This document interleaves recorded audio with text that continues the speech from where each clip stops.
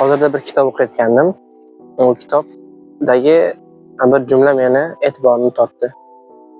Bu jumla faqatgina ahmoqlar o'z hayotiy tajribalari asosida yashaydi.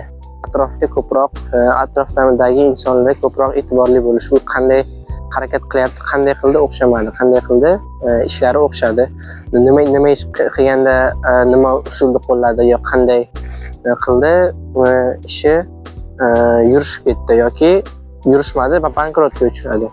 Mana shularni atrofdagi insonlarga e'tiborliroq bo'lishi kerak. Va undan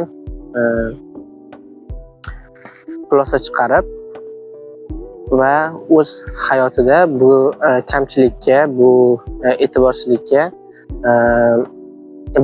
befarq bo'lmasdan buni ikkinchi marta qilmaslik aytilgan. Ya'ni faqat o'z hayotiy tajribalari bilan yashaydigan inson, ya'ni bitta odam yiqilsa, mana shu yo'l o'xshamadimi, demak u yo'ldan yana boshqatdan yurib ikkinchi marta ham yiqilish kerak degani emas. Bu ikkinchi martasiga boshqa yo'l bilan, boshqa fikr bilan, boshqa reja bilan harakat qilishsa mayli, u qilish bu norm holat. Yangi yo'llarni kashf qilish norm holat, lekin bir insonni qanday qilgan ishini yana qaytadan qilish, u odamni ishi o'xshamagan o'zi, lekin uni yana boshqatdan qilib kamchilikka, e'tiborsizlikka yo'l qo'yish, bu ahmoqlik degan xulosa kelyapti bu gapdan. Ya'ni bu hayotimizda juda ko'p uchraydi. Misol uchun biror bir kiyim biznesi ochdi va u nimadir qildi, bilimsizlik yetishmadimi yo nimani qildi, o'xshamadi. Va oldindan uni ko'rgan inson bundan xulosa olishi kerak. Ya'ni bu qanday bilimi yetmaganligi uchun o'xshamadimi yoki noto'g'ri yo'l tutdimi yoki tanishlari kamidi, networkingi kuchli emasmidi, kimlardir maslahat yaxshi ololmaganmi atrofdagilardan yoki kamroq mablag' bilan kirganmi biznesga. Mana shularni o'rganib, xulosa qilgan holatda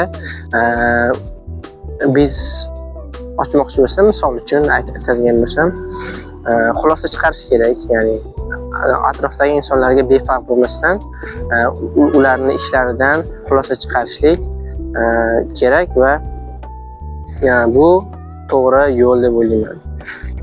Lekin ba'zilar bor, yo'q men bu xatoni qilib ko'raman, qilib ko'rsam o'zimga yaxshi xulosa olaman deydi.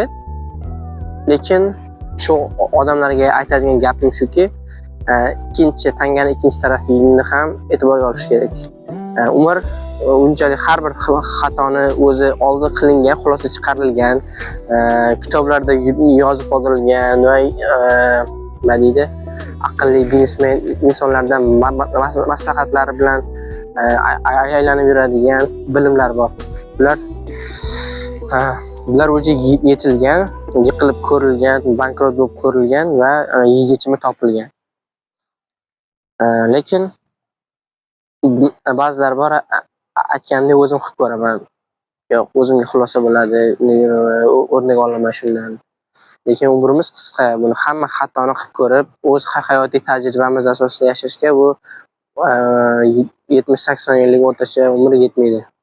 Shuning uchun atrofimizga e'tiborliroq bo'laylik, xatolardan xulosa chiqaraylik va kamroq xato qilib maqsadga tezroq yo'l bilan yetishlikka harakat qilaylik va maqsaddan chalg'imaylik. Hammaga xayrli kech, sog' bo'linglar, charchamanglar. Keyingi videolarda ko'rishguncha sog' bo'linglar.